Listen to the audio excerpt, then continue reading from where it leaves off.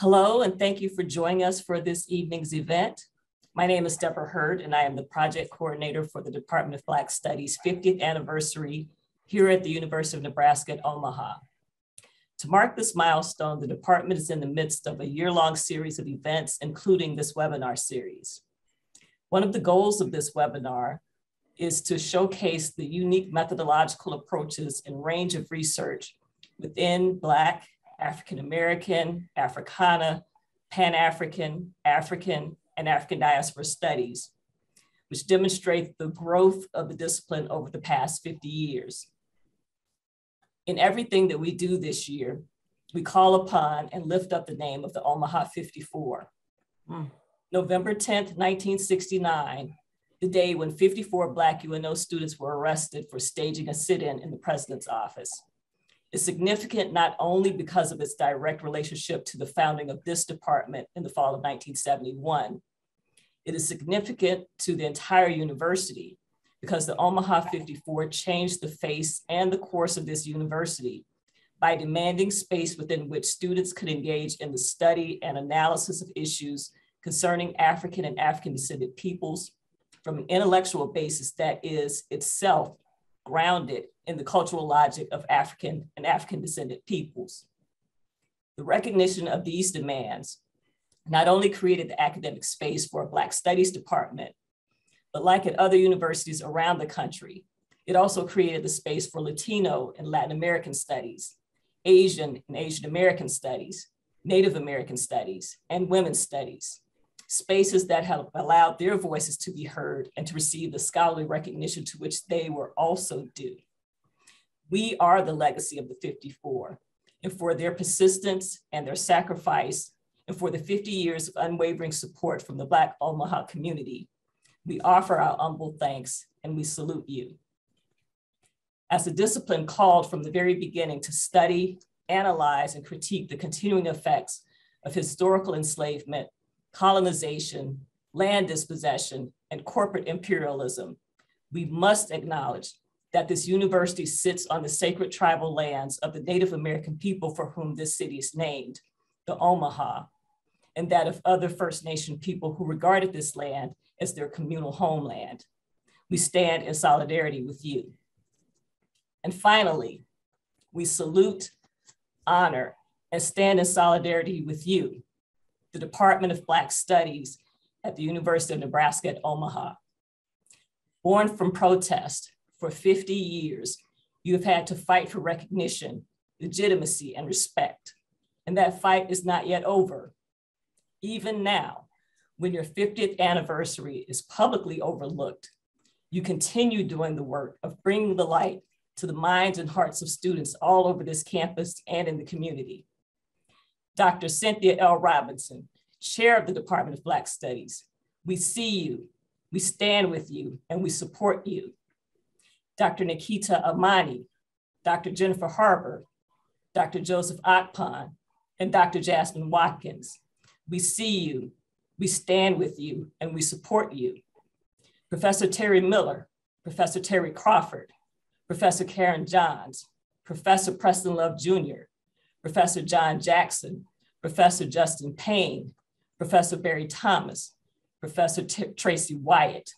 We see you, we stand with you, and we support you. Department of Black Studies, we honor you, we salute you, we stand with you, we support you, we embrace you, and we will fight for you. If you are on this campus and you happen to see Dr. Robinson or any other Black Studies faculty members, congratulate them for this department's 50 years and let them know that you support and appreciate them in this department. In the words of Senator Cory Booker in last week's historic Supreme Court Justice confirmation hearing of Judge Ketanji Brown Jackson, Department of Black Studies, let nothing steal your joy of having reached 50 years as one of the oldest departments of Black Studies in this country and one of a very few in the entire Great Plains region. You are 50 years committed, 50 years powerful, and 50 years strong, and we are so very proud of you. And now, It is with great pleasure that I introduce to you this evening's speaker, Dr. Colita Fairfax. Dr. Fairfax is a professor in the Ethelyn R. Strong School of Social Work at Norfolk State University. She also holds appointments as Robert C. Nussbaum Honors College Senior Faculty Fellow and as an inaugural faculty scholar in Norfolk State's new Center for African American Public Policy.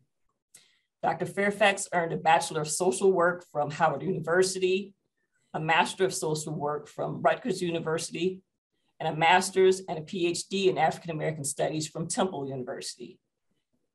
In addition to several articles, reviews, and book chapters, Dr. Fairfax has published 2 books. And if I can get my screen to adjust here. Here we go. Hampton, Virginia, a volume in Arcadia Publishing's Black America series, and Timeless History and Service, the Iota Omega chapter of Alpha Kappa Alpha Sorority Incorporated, 1922 to our time. She has also edited 2 books, Social Work, Marriage and Ethnicity, Policy and Practice, and The African Experience in Colonial Virginia, essays on the 1619 arrival and the legacy of slavery. She also wrote the foreword for a guidebook to Virginia's African American historical markers.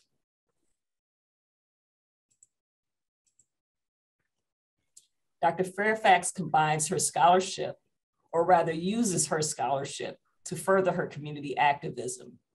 Her contributions as a public historian is helping to recover and highlight the histories of Black people that have been neglected or ignored throughout the state of Virginia.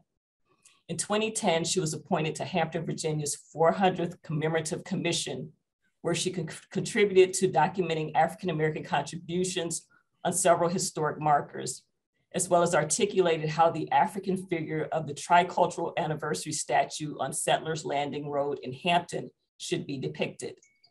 She served as co-chairman of the City of Hampton's 2019 Commemorative Commission, tasked with planning activities commemorating the arrival of African people in English North America at Point Comfort, present-day Hampton in 1619. In 2013, the late Dr. Mary Christian and Dr. Fairfax co-founded the Barrett Peak Heritage Foundation, tasked with restoring the state headquarters of the Virginia Federation of Colored Women's Clubs, founded in 1908, and preserving African American historical cemeteries in Hampton. In 2016, former Virginia Governor Terry McAuliffe appointed her to the State Board of Historic Resources. And after serving the board as the board's vice chairman in 2018 to 2019, she currently serves as chairman. After being reappointed to the board by Governor Ralph Northam, she was also appointed to the Commission for Historic Statues in the United States Capitol, tasked with removing and replacing the Robert E. Lee statue in the US Capitol in 2020. So welcome, Dr. Colita Fairfax. Thank you, my friend, Dr. Hurd, my friend. So wonderful. So before we get started, I want to ask you just a couple of questions. So how is it that you started to study social work and then moved from social work to African American studies? Yes, and it was my good fortune because that's how I met you, my dear friend. So while I was in the field as a social worker, as a community developer, working in the Harriet Tubman Home for Girls, this was a all Black agency in Philadelphia at the time when I also had experiences with working in a public health clinic, working with our people, namely Black women who were in recovery in a residential facility. I felt that I had enough in terms of applying the Black perspective, which is Howard University's School of Social Work guiding philosophy. So I felt that I could help my constituents, my people, understand what it means to be culturally healthy, because then I was able to use the moments I had with them to explain and really teach them about the sociocultural environment that we are forced to live in. I felt that I could talk with them about how to acknowledge, identify oppression, identify systems that really were not for us, and then how to use their strengths in order to overcome. I always struggled with not being able to do as much as I wanted to do. And I lived at the time in the chocolate factory. This was a chocolate factory that was remodeled, actually called the Chocolate Works.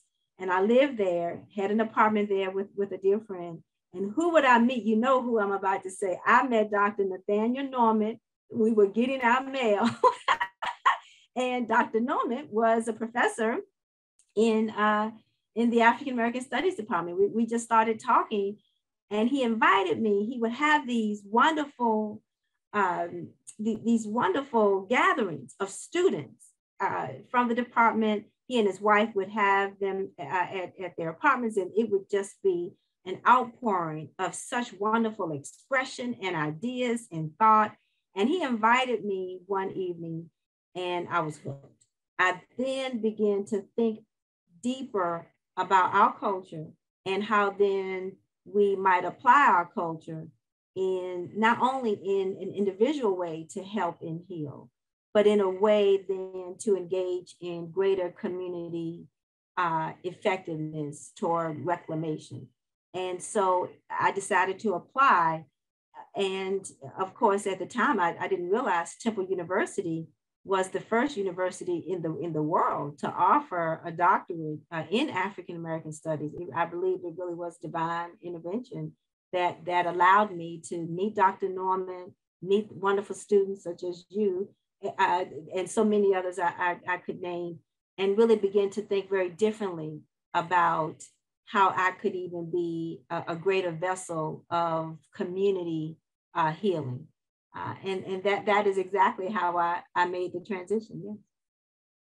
All right. Who are some of the scholars in the field who have inspired you or serve as role models? So many, and probably too many to mention.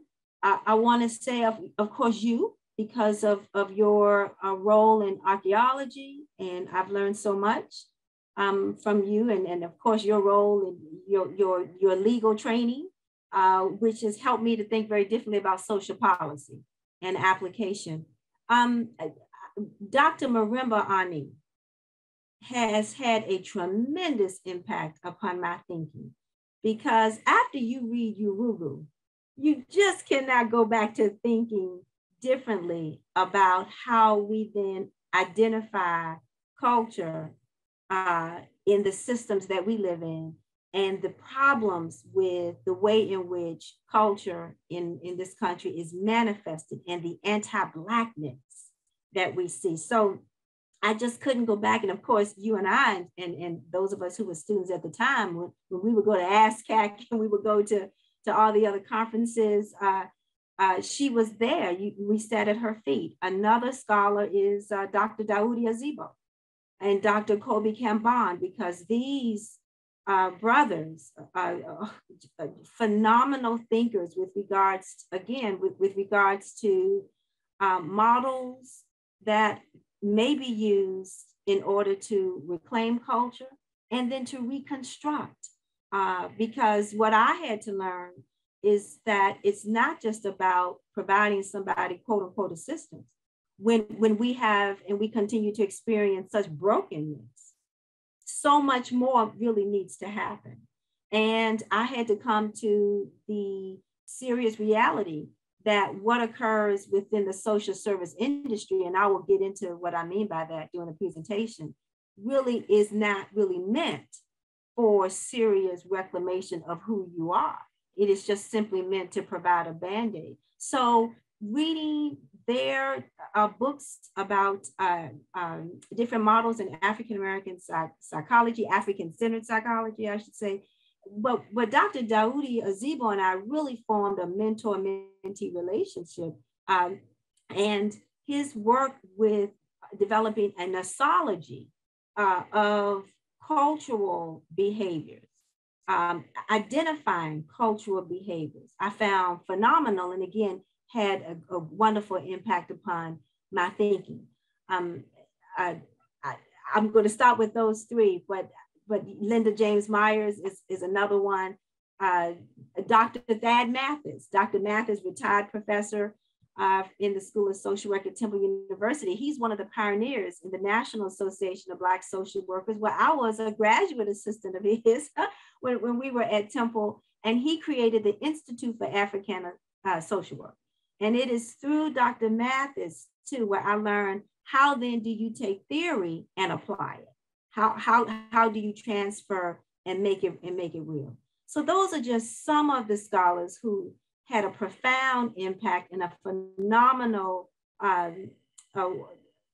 insight into how I can then move forward with my thinking. And the last scholar I'm going to name is my late father, the late Dr. Paul Nichols, who was a seminary dean at the School of Theology, Virginia Union University.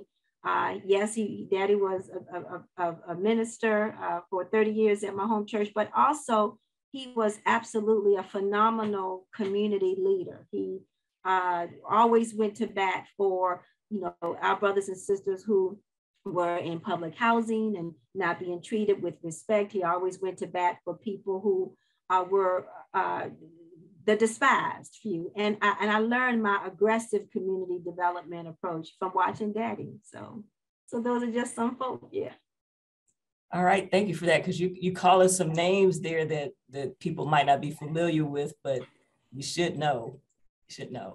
All right, I don't want to take too long, but so can you briefly, but we have to talk about this briefly. Can you tell us a little bit about your work with the historical highway markers? Because that is phenomenal public historical work that's being done. It is. And it's not just, so Virginia really has the oldest state highway marker program, Dr. Hurd, in the entire country. It was started in 1927. So the idea of the highway marker program is to tell a narrative about a landscape. People can stop right wherever they're walking or driving and read a narrative about something or someone which is germane to the space where the story took place. But more importantly, I'm going to say this, that as a board member, what I have done is I have used those moments to really educate people into our history, and not just history in terms of facts, but the cultural way in which we understand and understood that moment in time, or those persons, right, who really contributed so much to who we are. And I will tell you, Doc, it has been phenomenal, because our communities have used the marker program to bring back pride, to usher in public memory, to usher in reminding our folk, this is how the community has been.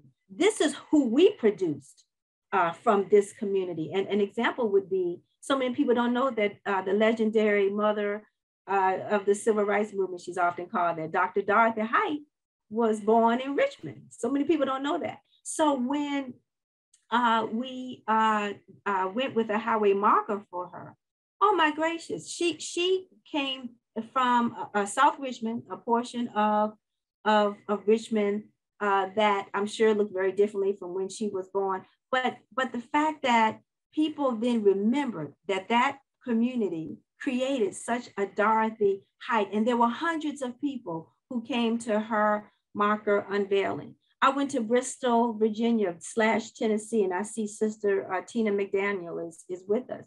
And we celebrated the Lee Street Baptist Church, legendary church, and also Dr. Charles Johnson, one of the pioneers of Black sociology, born in that community. So it ushers in, it widens the space for other narratives, our narratives, to be brought to bear, where people have to recognize and reckon with the fact that Black folk have been in this space, and we've contributed in a mighty way. And it's just been, I think, a tremendous way in which we're ushering in our own narrative. Absolutely.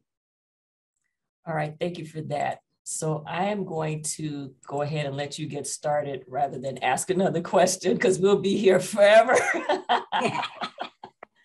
So I am going to mute and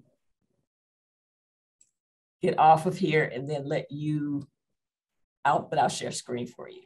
Yeah, I appreciate you.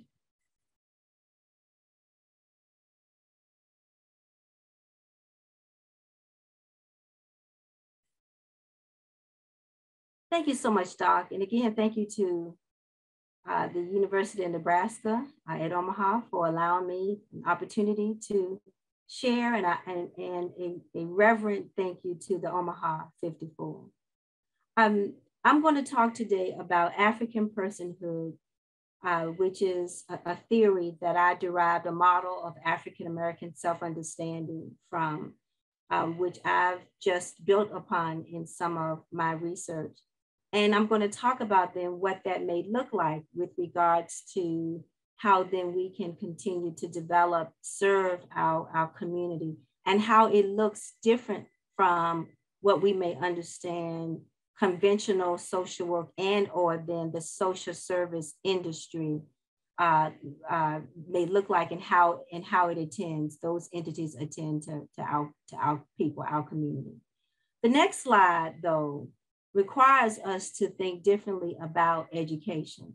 So you can't, in my opinion, talk about any kind of model about Black people, Black development, Black community, Black family, Black consciousness, Black spirituality, unless there is a form of African-centered education. I know that some weeks ago, our dear brother Mario Beatty was here, and he was able to introduce and explain what Black studies is. And I agree with that. I'm also adding, what then does African-centered education look like, especially for those of us who are in higher ed, or for those of us who may be working within independent Black institutions or working in other institutional efforts in our community. And I think it's important that there be an acknowledgement of African spirituality as an essential aspect of what makes Black people unique. And it should be a part of everything that we do, and indeed an instrument of our liberation. An African-centered education facilitates the participation of all of us in the reality that we are addressing who we are on our own terms, within our own self-interest. And who we are means what family is, what community looks like, what all of the institutions within the community should look like, and should be involved in our cultural know-how, in our everyday sensibility of who we are as people of African descent. Any education that's African-centered ought to be purposeful. It is not just knowledge for knowledge's sake. You are building self-reliance. And when the term self-reliance is used, we're talking about group reliance. We're talking about nation building, nation management, nation maintenance. So we're speaking about then, how do we as a group function and coalesce around these ideas for the greater good? So there is no individuality in that you're just for yourself. Yes, you may be a person, but the individual and the individual need should not outweigh that of the community. The community attends to the individual need. The individual is community. The individual becomes community, carries the community with them in their head, in their heart, in their behavior, in everything that they do. And then there is an emphasis then that you are as strong as the relationship you have, based on the strength of your family, of your community. And so nation and or nation building are often terms that are used within African-centered education. We're developing a sense of consciousness That is what an education should do for you. You are developing a sense of group determination. You are developing the need to be clear that there is restoration and there's reclamation that has to happen in order for the healing to be ushered forth. There is a positive sense of who we are as ancient people, as who we are as the original people on this planet. So your viewpoint, your lens is even different in terms of how you see yourself versus how you see everyone else. Understanding then that you are a legacy of the ancient original people on the planet. And then you're able to apply this education in your personal growth and in your personal development. And so that's a piece of African-centered education. Let's move forward and continue to talk about then, what does an African-centered education continue to mean?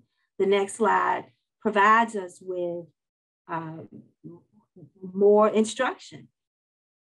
There should be present customs, traditions, rituals, ceremonies that allow you to protect and preserve your culture, that allows you to engage in spiritual expression, the meditative, prayerful expression of harmony, of connectedness, that not only prepares our folks to meet their responsibilities as grown folk, as adult people in the culture, it then sustains culture over the generations that will come behind us, so that they can recognize not only what challenges ancestors and elders may have, but in how they're going to confront those challenges. So Dr. Marimba Ani always said this, and I just, this quote resonates with me always: your culture is your immune system.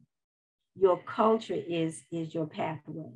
And so I argue within there's plenty of work to be done, because the ancestors have already laid out, our elders have already laid out certain work that we should do that sustains our culture, that sustains our sensibilities, that sustains who we are. So this work is embedded in African cultural history, in memory, because we are not only examining the past, but the past very much connects us to a distinct reality that evolves over all of our experiences. So whether you are an African American, whether you are a brother and sister from the African diaspora, regardless of what country in Africa, or whether you're a brother and sister from one of the countries in what we now call the Caribbean. Some people may use the term West Indies,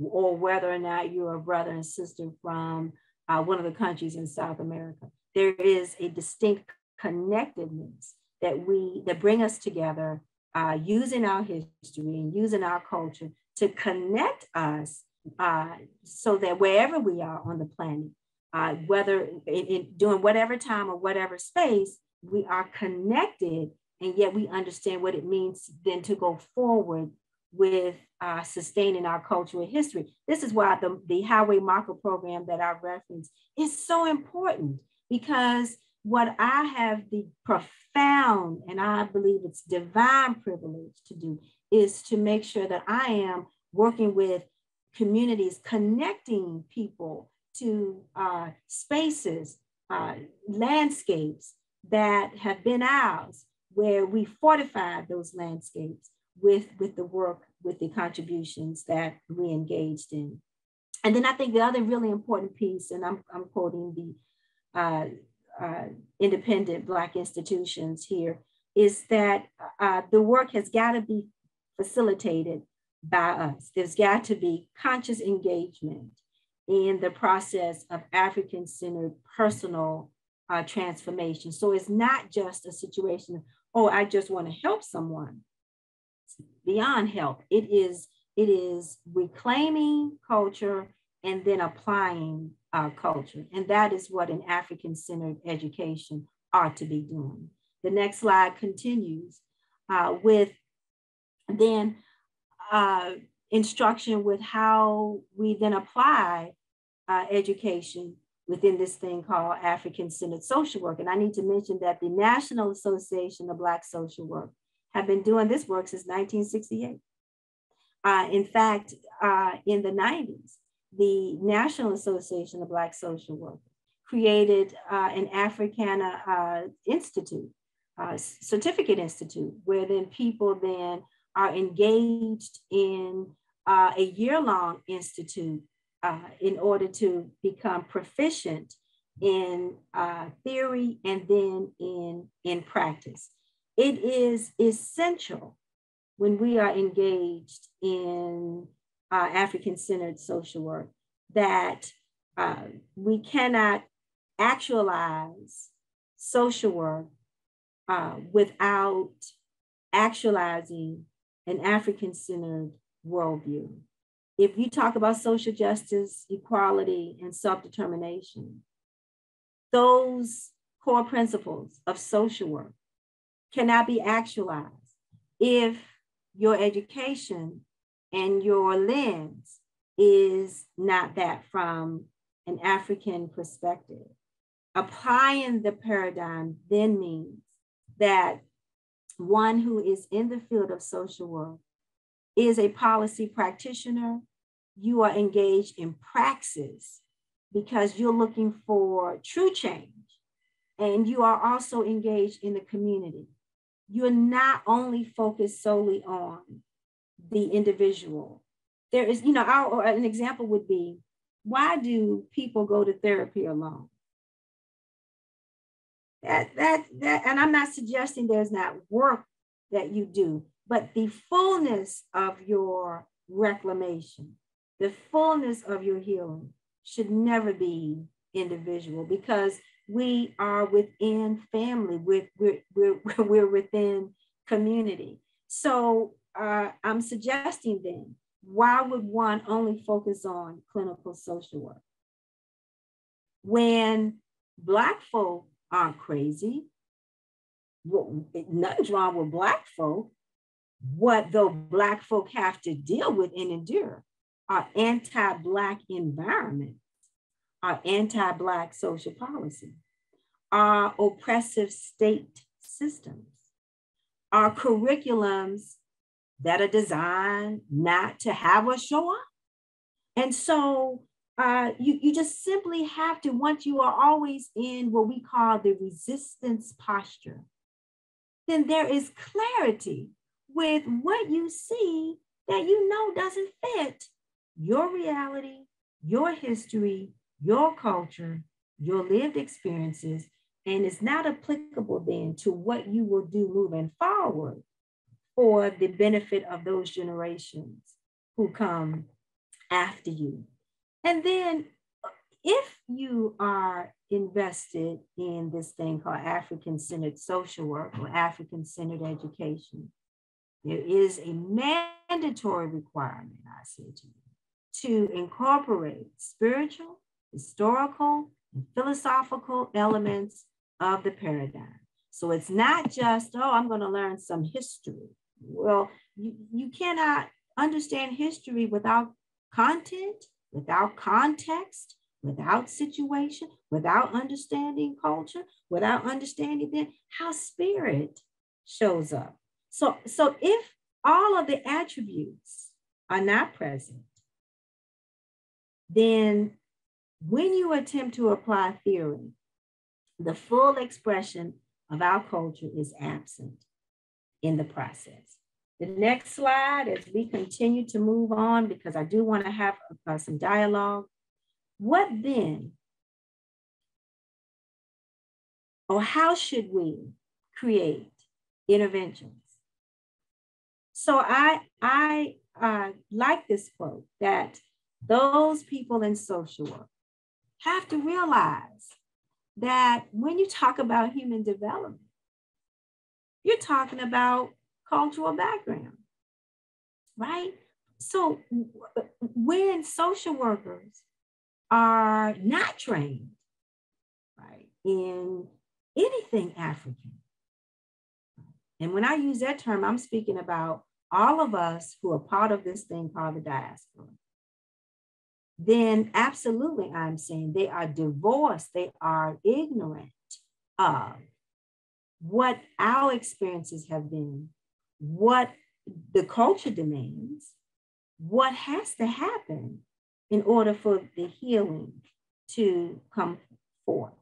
Our brother, Dr. Greg Carr, talks about governance, the governance structure, and then the social structure.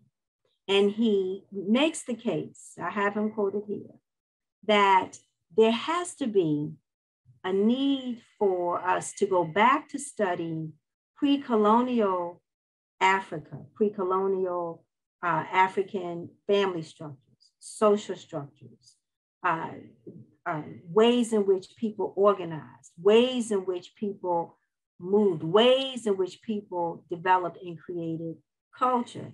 And those cultures attended to healing and disequilibrium. So governance then speaks to, again, our sensibilities, how we know, how we speak, how we think, and our being, how we understand ourselves. And that's the governance structure, because the social structure then is what we're forced to be in, to claw through, to try to be who we are. And the social structure then doesn't look like our culture. The social structure is how we end up interfacing in the general public. But the governance structure should be here and in the heart. And that is some of the disconnect that I think we find in the social sciences. The next slide then explains the social service industry from my perspective. And this is what I think we should be honest about. The social service industry is a capitalistic money-making industry. It may be about people, helping people, it might be, but it is punitive, it is racist, it is complicated, it regulates certain populations, it socially controls certain populations.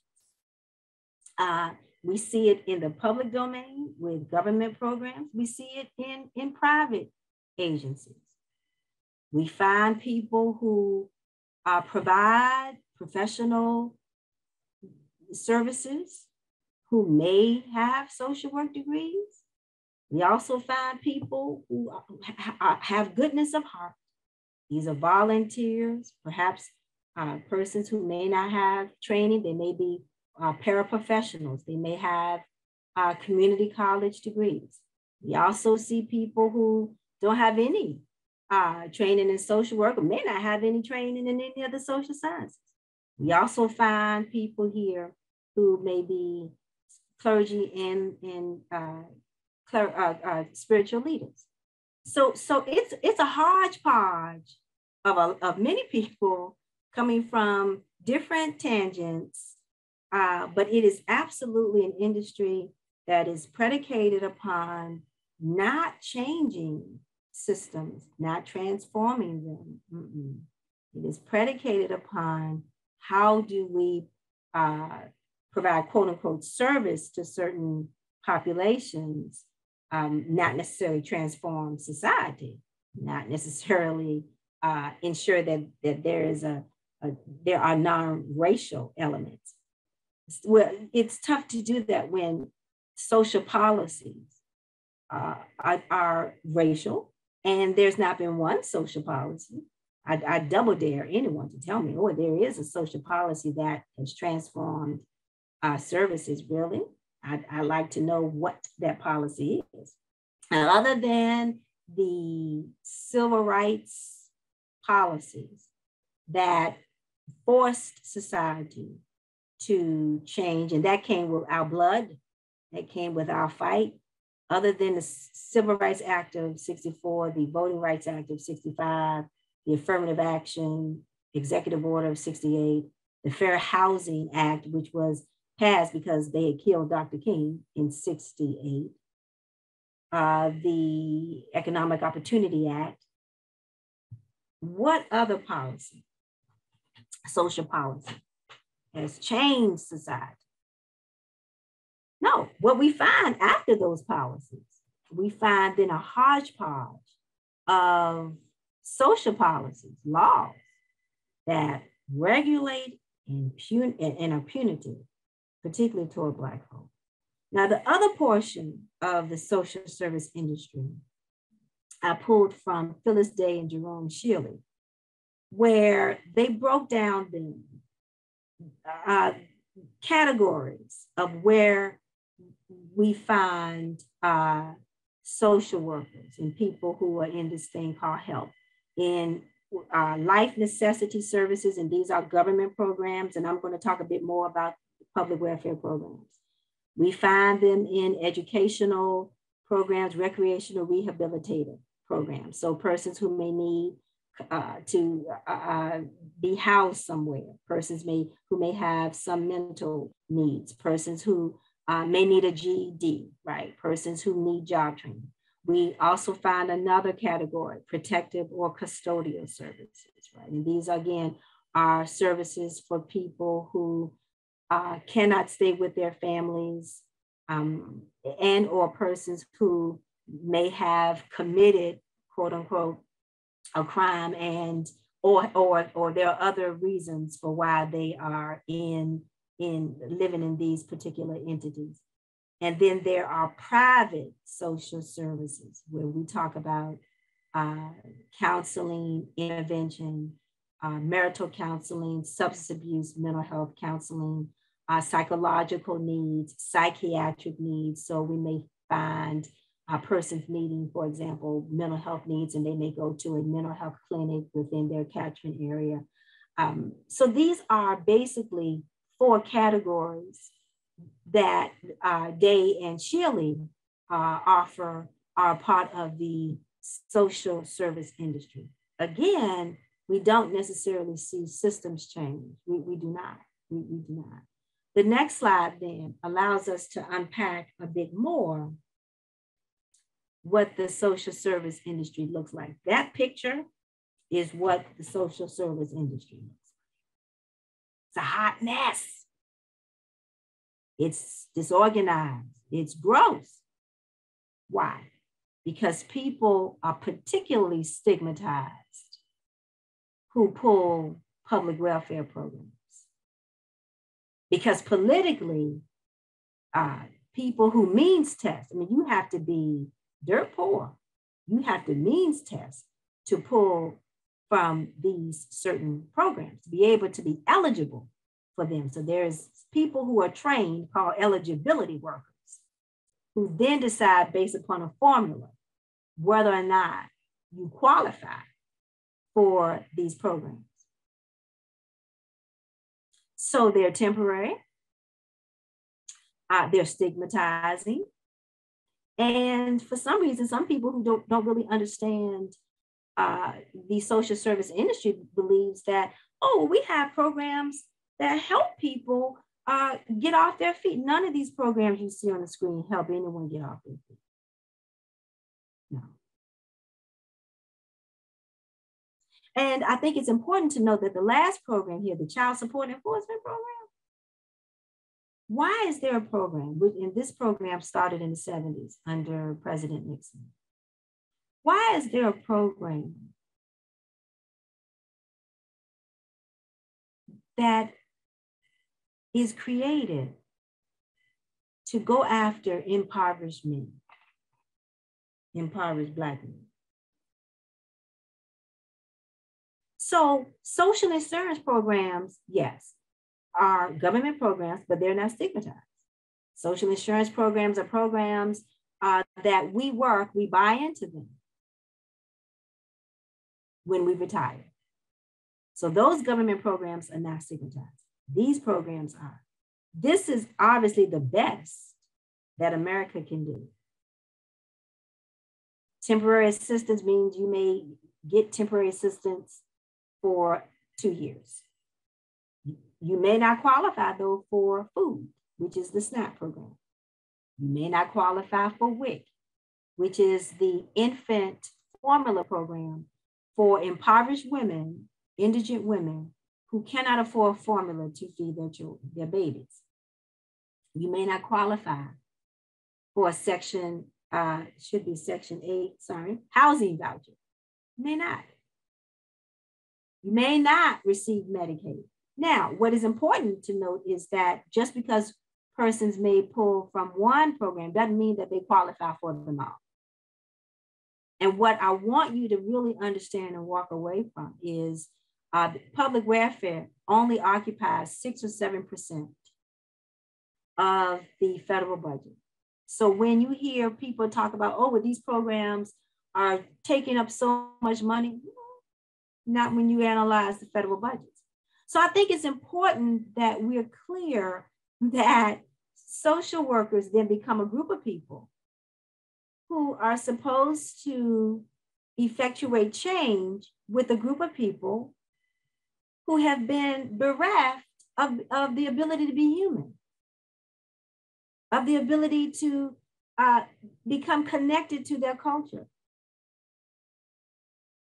And that these programs and then the other categories of programs are insufficient. I am offering that to you this evening. Now, the next slide then,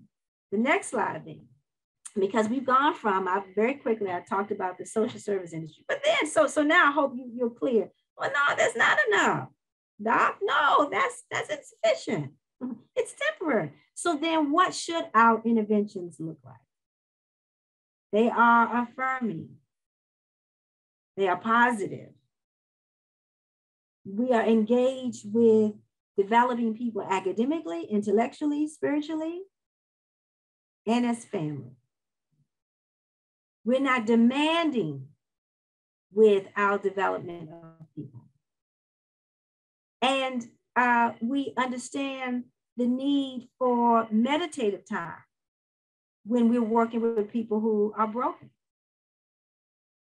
We understand how then feelings are explained, and that for people who may have been engaged in activities that are immoral or criminal, that there is the possibility for redemption.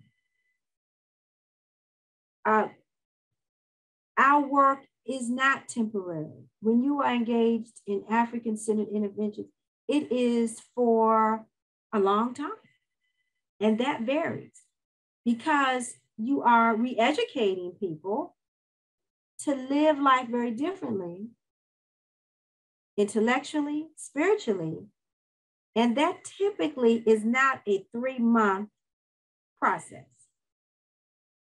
When you are training people to engage in African culture philosophically, to think very differently about their family structure and or what family structure should look like. When they think differently about their economic choices and then how to develop economic sustainability, how to ensure that everything you do is in connection with spirit. It is not a 3 or 6 month proposition. It is forever. The work is forever. The group, people, we make the argument. How long do you grieve? Grieving is forever.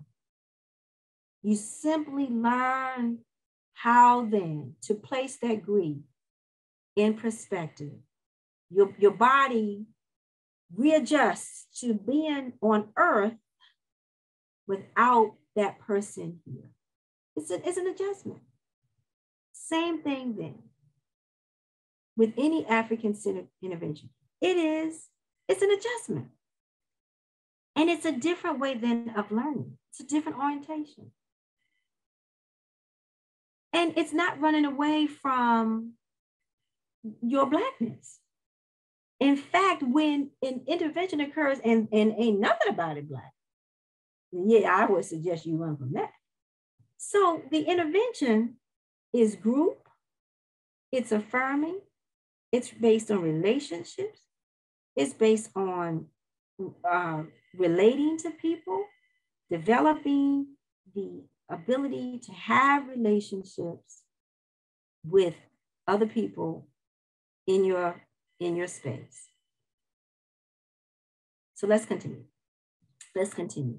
So here's an example, some direction. I want you to check that picture out. First of all, it's one of my favorite pictures because clearly there's a ritual happening here. There's a ritual happening here. And I think it's important that we consider ritual in intervention. Dr. Ani shared with us, instructed us to be engaged in ritual, because ritual means it's a formal process of going through something in order to be introduced to African-centered principles of being and to divorce yourselves from alien principles. You then are reclaiming who you are through the teaching and connectedness, through ritual, There's a reconstruction that takes place through ritual that then allows you to focus on your ability to be in relationship. And so then what are we looking for? What are the elements of reconstruction? Spirituality, collectivism, transformation, being able to access the potential that each person has, ensuring that relationships are there, and that also means intimacy. Understanding that the family structure that is African is what we call the extended family structure. So when you hear people talk about my church family, my play cousins, my neighborhood family, that's African. That's African. My godparents, that's African. Family economics. You know, I don't know if you all ever read Dr. Claude Anderson's book, Powernomics. I have used that book in my community development class. He wrote this, he also said this in a lecture. And Black folk don't need jobs, Black people need businesses. Profound statement, simple statement. In that what he is saying is African. Because if you understand pre-colonial African culture, families were engaged in markets. These were family businesses. And having family businesses, having family economics then removes you from the horrors of what we face oftentimes in the marketplace, in the job place, in this thing called employment. And then there's the sustainability that comes within this practice. The next slide allows us to continue to understand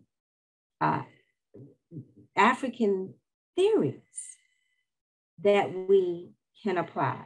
The Iguzu Saba, developed by Karinga, understanding the principles of Ma'at, the declarations of Ma'at. There are 42 of them. Dr. Aminu Fuhavi has written about the way in which we should use African proverbs to reconstruct ourselves, reconstruct our communities, how we understand concepts of peoplehood in relationship to diaspora. I talked about the MACA program. I've decided to turn that into triumphant historical narratives. There are community models of success that we can point to. I mentioned before Dr. Azibo's nosology. How then do we train persons to be spiritual, ethical people? And there are value ethical judgment trainings that have been written about by Dr. Harvey. And then there's this thing called African American model of self-understanding from Personhood, and I'll talk a little bit about that in this presentation. So how do we then reconstruct? And there are theories, there are concepts listed here and others that provide us with the tools to engage in the reconstruction process. So the next slide then explains, well, what is African personhood? Mato Wabeto. A person of our person is our.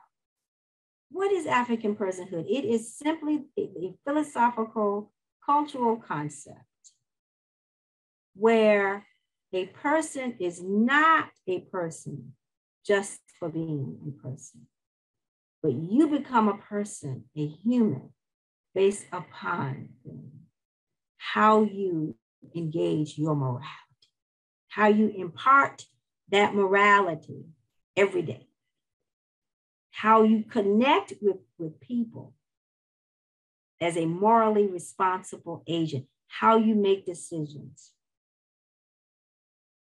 how you then decide that the moral ethical judgment far outweighs a choice of money, a choice of commercialism. And that is African personhood. The next slide then unpacks this a little bit more. Dr. Kwame Gyeki wrote about the capacity, the capability of moral conduct. What does that mean? It means we should be generous. We should always be kind. We should show compassion. We should be benevolent. No, you take it. No, you take it. No, you take it. The respect should always be there. Our concern is always a priority in how we then take into account the welfare of other people. So this is transcending, if you will, this notion of, oh, I'm a Black person. Well, what does that mean? If you say you're a Black person, what does that mean? It ought to mean then that you are a person that can show personhood. Dr. Geta Bassoon wrote, listen, the I is we from another perspective. So in that, you're not just an individual, but your existence is absolutely dependent on the community, and the community then exists because of you. I see now people like to put pronouns next to their names, and that's cool. But my thing is, well, if you apply this, your pronouns ought to be we and us and we. And there should be no demarcation between the community and you and the community, right? So in other words, when we're working with people in the community, regardless of what we're doing, these are concepts in which we develop in people in order for them then to really embrace this notion of what it means to be a cultural being, especially in the face of anti-Blackness that we experience on a regular basis here in this country. Now, the next slide then takes us a bit further with African personhood. So not only then are we discussing behaviors, as with the earlier slide, but we're also then connecting ourselves with elements from our ancestors, right? Those elements that are passed down through our biological ancestral lineage and what we get from God Almighty. And so you have here, and I pulled just to show that people who were in Kemet, or what we now call Egypt, the people who are of the Yoruba, Rwanda, of the Akan, that there's an ontology where your blood, your body, your spirit, and your soul is divinely passed down to you. And that you inherit that from your understanding of the divine, your understanding of God, and that it is cultural, and it informs then your consciousness, your self-esteem, because who you are then you know, was passed down from the elements, your parents and your grandparents, and that you shall pass those elements on to your children and to those other children in your family. And so, in addition to the ontology, meaning what makes your being, again, you see the behavioral dimensions outlined here. Benevolence, communal, what it means to be compassionate, how then we socialize one another, what our duty is, what family should look like, how generous are we, how then do we safeguard, protect, be involved, be concerned about the welfare of others, what it means to be someone of virtue, to be kind, and to have a deep and abiding sense of morality, all of which is a part of African personhood. So then the next screen shows us what I did some years ago as a doctoral student. I took African personhood and I created this model of self-understanding with the supposition that if you understand yourself as a Black person, then we ought to be able to see these elements. If you understand yourself, and if you are learning then about who you are, then these are the elements in the circle, because the circle is never broken. These are the elements we should see. So in the ancestral, from the ancestral, from the divine, from your elders, your ancestors. It's a part of a circle that is so incomprehensible. It's just, it is what the elders would say, it's so wide, you can't get around it. It's so high, you can't get over it. It is infinity. It's infinity.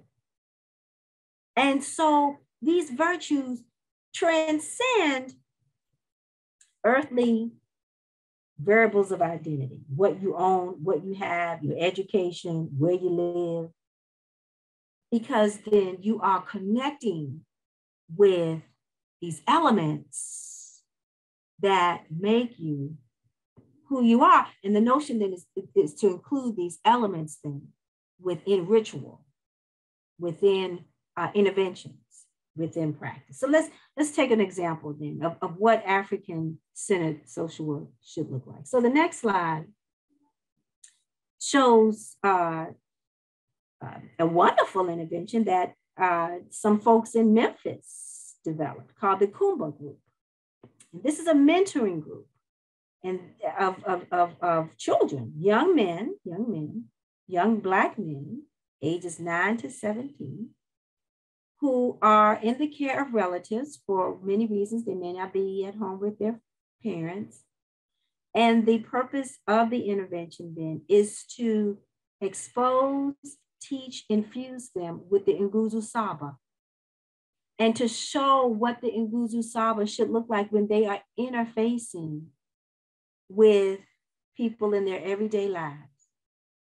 And the intent then is to teach them how to be socialized against engaging in behavior that's self-destructive and stereotypical.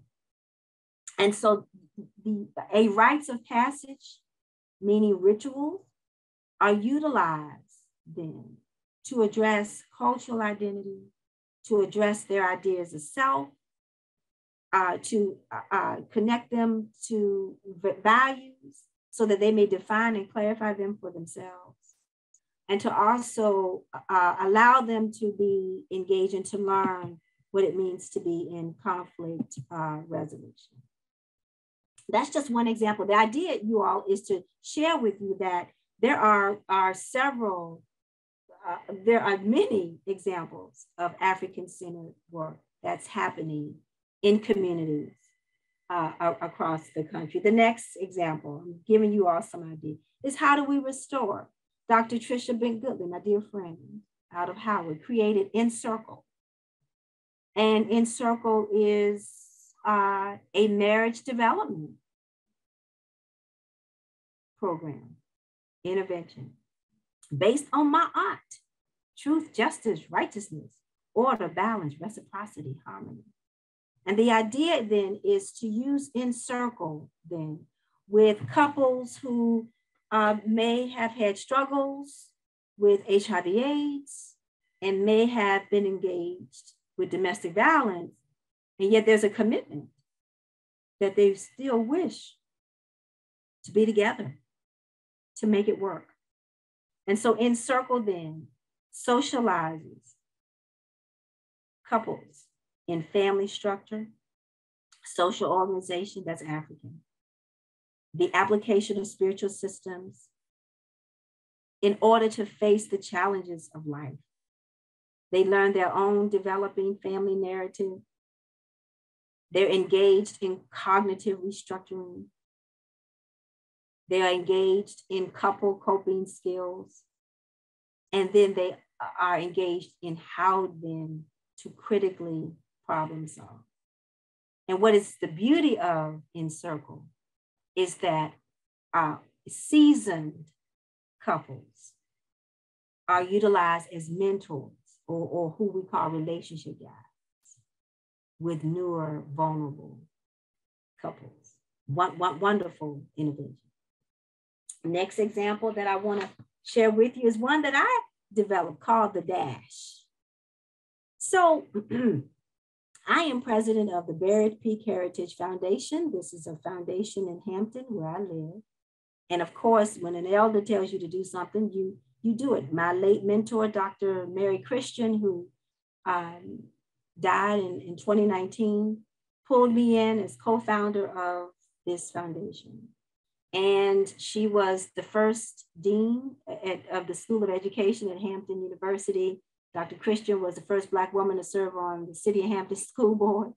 Dr. Christian was also the first Black delegate representing the region to the Virginia General Assembly post-Reconstruction. This woman was a living legend. She is now legend, born in 1924.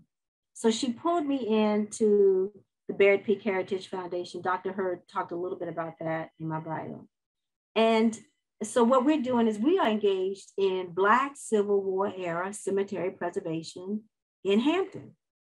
Well, I've come up with a ritual to socialize Black children in character, commitment, consciousness, as outlined by the eminent African psychologist, Dr. Wade Nobles. And so I've developed this ritual where school children are taken to the Civil War era cemeteries that we are preserving. And it's a great community development effort. We have many different groups helping us maintain these cemeteries. And children are learning them who are in these graves. Now, when I was growing up, we have a family cemetery, right? When I was growing up, we went to the family cemetery all the time because that was a part of our culture in Richmond.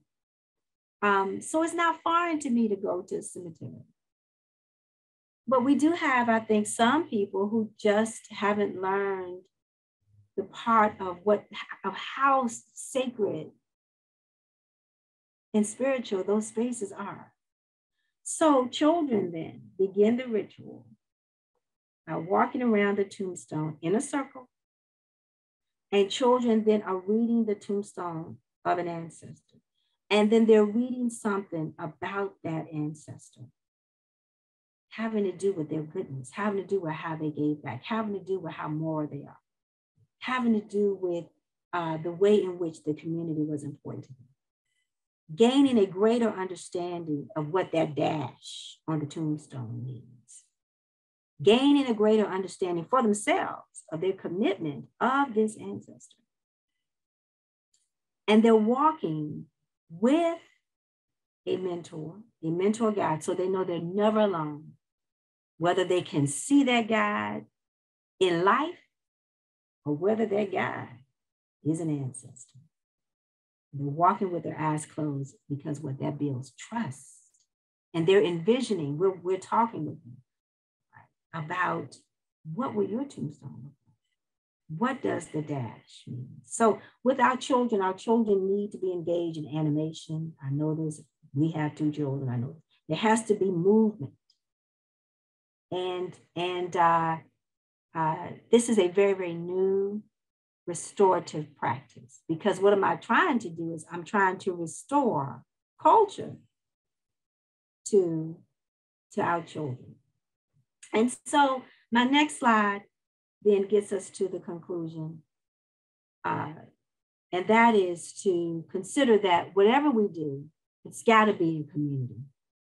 It's got to be in community, and it's got to be connecting people with community, connecting people to one another. We just simply are not going to see restoration if indeed we don't connect people to community. So the next slide then provides us with an example of what I mean by that. Takes us back to something Dr. Greg Cobb mentioned, that is what the governance structure. So if we understand the ancient Yoruba people, the ancient Yoruba nation was a federation of states, and each city was ruled by an Oba. And in some of those states, the Oba was surrounded by a female council of elders called the Odu, which means womb, and then a male council of elders called the Agban. And so the nation then was supported by both councils, and then councils then enforced culture. So men then had their work on farms, developing, feeding the community, and women had control of the markets, which we see today with women businesses, do we not? We really do. How do we transition, right? Looking again at the way in which men, our men, have manufacturing prowess and have been skilled with agribusinesses.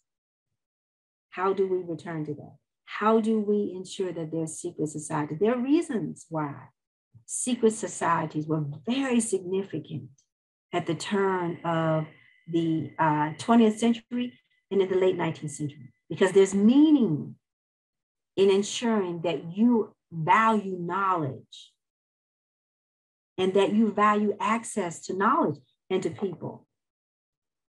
And how then do we connect churches then to businesses and agribusinesses and manufacturing? How do we do that? How do we develop the cultural assets that we have in museums and our HBCUs? How do we do that? These are ways in which we can transition to systems that we control, that we own, that should do more, that can do more than perhaps what they're tasked originally to do. And how then do we utilize councils of elders, not only to inform and to sanction, but to be engaged in ritual and be engaged in networks that are there to attend to brokenness. Because I think we should be honest about our collective brokenness. You can be strong and beautiful. You can be contributory and still be broken. And there's brokenness that we experience, and there's brokenness that we see, and yet we're not calling it that. And we're not really responding to brokenness, because the environments that we either work in or we spend probably more time than we should are not our environments. They're anti-Black, and so it's tough to come out of that anti-Black space in order to attend to brokenness. The next slide then provides us with just some reflection that we have to infuse the Afrocentric paradigm or African-centered work in community practice. Part of what we need to do is to consider, how do we pull in other people I call cultural brokers? These are people who our leaders in our community doing excellent contributory work. And I articulate who some of these people are here.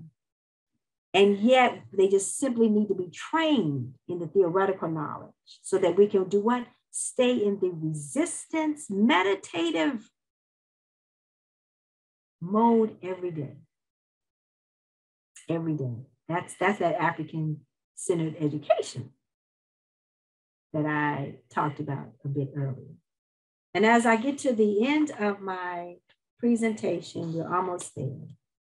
Let's consider that we need to create experiential scenarios for cultural brokers. These are the people I articulated on the last slide, to test their knowledge of our paradigm so that they can be a part of the network that we need to reclaim who we are, to be able to understand what culturally oriented behavior should look like.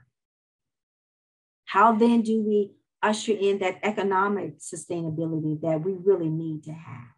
How do we connect with leaders locally, local credit union presidents, other business leaders, to build cooperatives, to fund some of the community projects that we need, the adult cultural development projects. You know, we don't talk a lot about interventions with adults unless there is a discernible mental health issue, a discernible substance abuse issue. But we do see behaviors among adults that require cultural development. We see relationships that are not happening, that are abusive, that are problematic, that are manipulative, that are unsustainable. And we just simply cannot talk about family without then attending to the brokenness that we see. Dr. Marimba Ani, again, she made a great point with one of the sessions that Dr. Hurd and I attended as graduate students, that when you begin to see family fragility at the rates that some of us may see, you cannot ignore it. It is the family connection that keeps you together. And that's why Grandma always called Pookie and Man and Junebug to dinner. She kept connected with them. She kept them connected. The family reunion wasn't just to come and eat. It's the connectedness. Dorothy Height understood that when she was national president of the National Council of Negro Women. I don't know if you all remember, but for years, every summer, the National Council of Negro Women had the Black family reunion in Washington, D.C. because she understood ontologically as a Black woman, community can't move forward without family. The next slide then shows us, Dr. Hurd, the next slide. I'm sorry, go back once, love. Yes, even for social workers who may not have social work degrees, we have to pull them in and ensure they have the training that they desire, that we desire of them.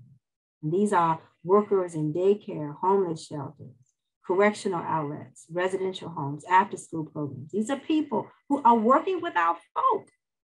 So this means that we've got to ensure that they too are getting the development, educational development that they need, absolutely. And so my next slide then is Harambe. In NABSW, we always scream Harambe. Harambe meaning what? Let's pull together.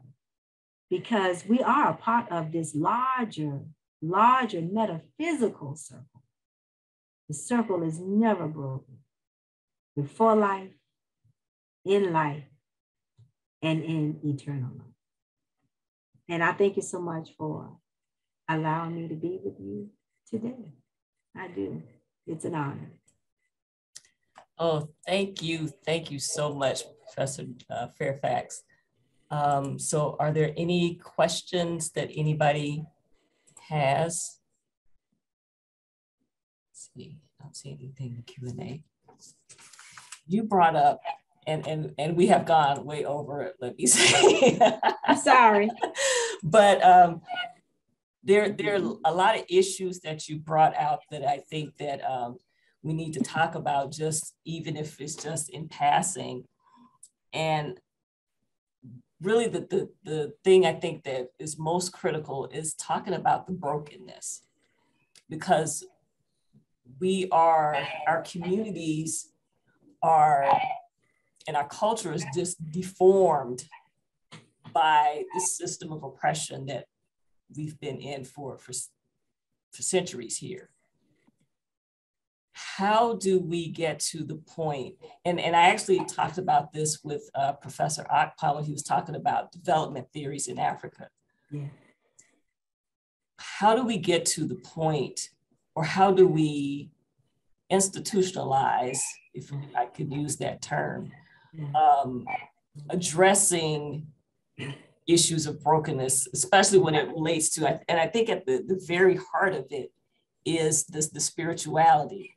Like if you start with that, that forms the foundation for a lot of the other things, you know. So that whole I am because we are, but then that there are certain things that you don't do. You know, and you and I growing up in the South, you know, we learned a code. Like there were just certain things you don't do, no matter, you know, how you might not have something, you might not have food, but you better not steal. Yeah. And you better not go in somebody else's house and steal something. Yeah. There are just certain things you didn't do. And I think that in fact, I know that those values are broken because we steal from, you know, people steal from each other. You think about the drug sales, selling what we consider poison in your own neighborhood. So how do we start that process of integrating those things back into the community, those values? So that's an excellent question. And I understand the need for us to pay attention to what's happening nationally. There are many things happening nationally. We miss to avert our gaze to what occurs locally. And I believe that our efforts should start locally. So there has to be planning and strategy sessions to infuse these interventions locally. And we have to get to those leaders of institutions and organizations to suggest that we begin to implement these interventions and other interventions locally. And because people then respond to what they see in their intimate environment. And we should start there. So it may be in the recreational facilities, right? It may be with some of the popular churches that have resources. Oftentimes they're looking for people to do things because they may not know how to do them, how to address them. It could be the community college that who may be available, may have the space available. It's going to take going to those entities and working with them to negotiate space for the kind of healing work that should take place. So my suggestion would be to start there. One of the things that I'll tell you in the city of Hampton is you connecting with people who are on city council. Let them know, I've got this idea. And oftentimes they welcome it because I'm going to tell you most of the time they don't know what to do. They don't know what to do. People are on school boards, don't always know what to do. People like to be on these boards, girl. They don't bring the know-how. So we have to look inwardly in order to where we live and start there. I think the way to attend to brokenness is to start with small groups and build out, because the trust has got to start somewhere, and it tends to work better when the groups are small, and then you build out. And I think that is some of the ways in which we can begin to attend to the healing that takes place, because you and I both know just because someone may have a college degree doesn't mean that they're not experiencing brokenness. And no, because we're talking about cultural misalignment. We're talking about people who have not been exposed to, not done the homework, right? They just simply are not aware of the need to be culturally aligned. And so I believe we need to begin to use some of these terms. We need to begin to explain them. And I think, yes, we do see fragments, we do. But if we begin to connect with people like mine and begin to build out, that is a start. And don't minimize that start. Don't do it. Don't do it. Uh-oh, you're muted, sis. We got a couple of questions in the Q&A. The first one, the African-American community in my city is so fragmented. I have a passion to make a difference, but this feels so overwhelming to me. How do I begin? I understand that. Begin small. Begin small. If you're already with a group of like-minded people, begin to have the conversations. Okay, I don't want to interrupt you, but the same person just added something else and said, this is not something that is happening in my area. Where do I get educated? So that's another question. Okay. There are a plethora of books, and these are not heavy books that can, and articles that we can make sure you get to begin the process of your own education. So that information can definitely be imparted to you, Dr. Hurd, and I can make sure she gets that information to those who participated. And I think you're right, that the person who asked, is that you yourself want to be confident. You want to be clear about what you're doing. And it's Tina, all right, Sister McDaniel, you want to be confident. And I think that makes sense. But I would say, don't be discouraged by starting small, because you yourself want to begin with a process that you can manage, not manage people, but a process that you can manage. And don't ever get dejected that it may not be growing at the pace you want. Just continue the work, continue the work, yes. I can tell you all with the Barrett Peak Heritage Foundation, one of the things about having a foundation is that you have to fundraise. You have to know how to run a budget. You have to know how to control a budget. And you have to tell your own community, okay, we're not a social service agency. You all can't, we're about something else critically in the community. Different entities are required and should do different things. It also means educating, right? Your people. So it means you just have to have the stick-to-itiveness. Trust me, I understand. I know what you're saying. And it means to start small and build out. That is a very practical approach to this work. Yes. You're welcome, Sister McDaniel. Deborah, you're muted. Ubuntu can best be described as an African philosophy that places emphasis on being self through others. I am because who we all are. Does this philosophy fit into a framework of African-centered community practice? And if so, can you briefly describe how? Did you mention Ubuntu? Because I missed the first half of your work. Yeah, it says Ubuntu can best be described as an African philosophy that places emphasis on being self through others.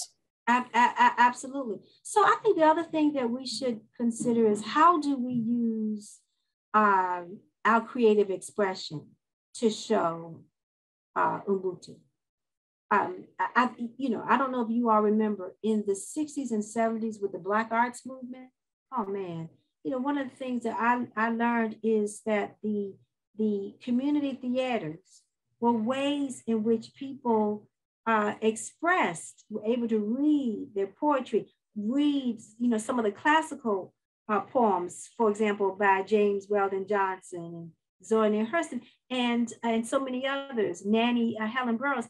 And you then begin to think differently because you're exposed to this kind of creative expression that really speaks to who we are and how we're connected and what we're feeling and experiencing and how some things just aren't feeling right. And I think that's bringing back community theater is another way of bringing back togetherness and collectivism and communalism.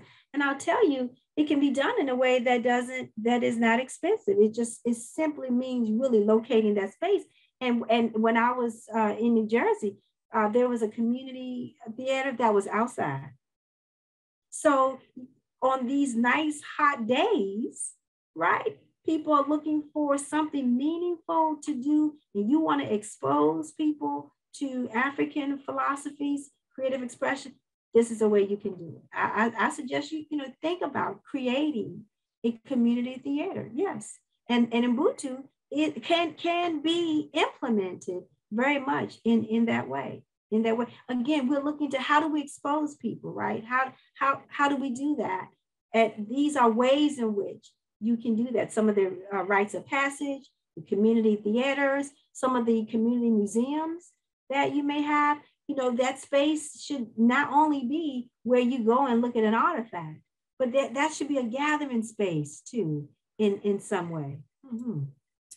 So I'm glad that you mentioned that. I mean, and I'm sorry that we have to end this because we have gone over, but that just shows you how much we need to talk about these issues, because we haven't even gotten to how this particularly affects, because you mentioned like the juvenile detention and the men who are incarcerated, that whole bringing personhood back to them, because we had a couple of lectures talking about, men who are incarcerated and, the different things that are going on, historical project that actually they were able to work on that actually gave them a sense of some personhood back, because they were actually able to connect and do some of this historical research and bring out the names of people who've been forgotten in history.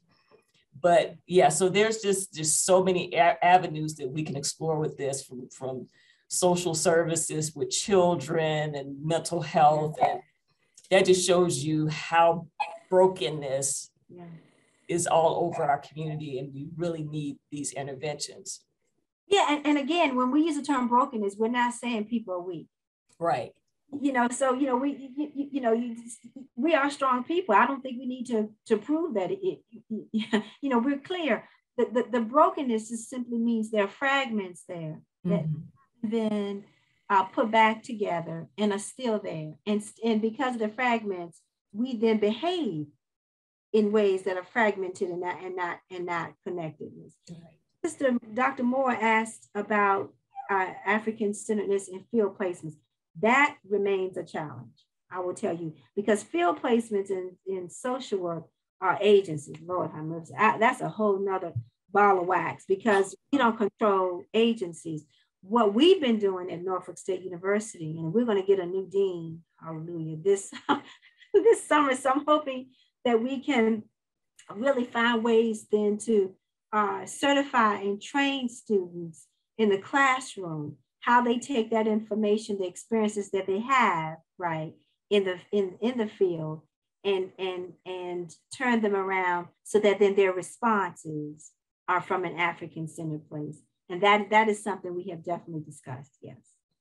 And I think that's really important, because when you're dealing with people who are asking for services, you don't want your intervention to deprive them of their dignity and of their personhood even more than it already has. That's right. That's right. And I will tell you, Dr. Hurd, when our people are in any of these institutions, you can better believe that they're broken when they exit. And we are fools to think otherwise. So broken people exit, and then it's so crazy, it is just irrational, it is illogical that we would then expect them to get it together. Well, most not been in institutions don't have it together.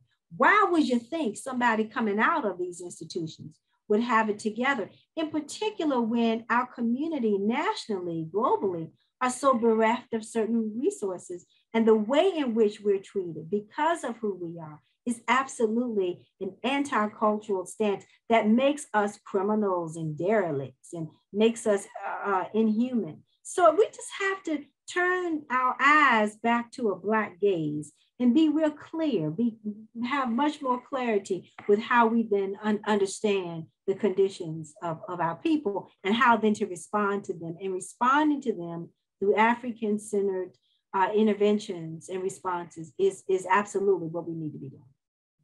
Thank you for that. All right, so before we end, I want to share with you our next upcoming program. On next Thursday, over here, we'll have a panel of 4 of the Omaha 54, April 7th from 4 o'clock to 5:30. So again, a non-traditional time for us, but we've been talking about the Omaha 54 all year. So now is the time that we can actually meet some of them and hear about some of their experiences. So that's going to be something you don't want to miss. And then on next Saturday, we will have another webinar with Dr. Lisa Bratton from Tuskegee University and Ms. Kandasi Chimbiri from London, England. And they will be talking to us about the Black aviators of World War II. So some of you have heard about Tuskegee Airmen, but I guarantee you, most of you don't know anything about the Black men who flew for the RAF, the Royal Air Force, during World War II. So we will have them talking to us about that on next Saturday. All right. But on behalf of the Department of Black Studies, I want to thank you, Dr. Fairfax, for being with us today. We just enjoyed your conversation so much, and we definitely have to have these discussions again because there's just too much to unpack in such a short amount of time. And we want to thank all of our audience members for being here. You are the people that have supported us throughout this whole year. We thank you for showing up. We thank you for asking your questions, your comments, and your encouragement. So on behalf of all of us, we want to thank you and have a good night.